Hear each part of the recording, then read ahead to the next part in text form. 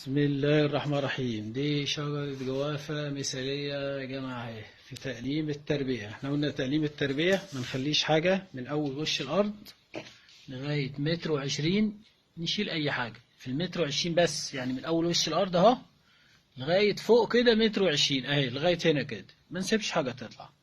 إنما اللي بعد كده نبتدي نربي الفروع الأساسية بتاعتنا. أدي دي شجرة جوافة اهي، خلاص اللي شايفينها دي اهي التربية المثالية اهي. لازم يبقى قلب الشجرة شايفينه فاضي اهو. ده هيبقى ادي فرع في المستقبل، ادي واحد، ادي اتنين، ادي تلاتة، وادي الرابع اهو تحت اهو شايفينه.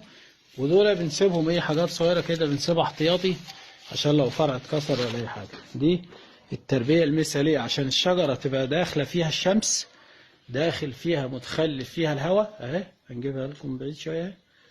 يبقى الشجرة داخل فيها الشمس داخل فيها الهواء، مفيش حاجة تعشش فيها.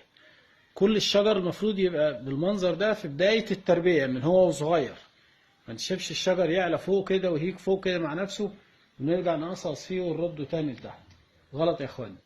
دي التربية المثالية لأي شجر مثمر يا جماعة. اللي انتوا شايفينه اهو ده قدامكم ده، تمام؟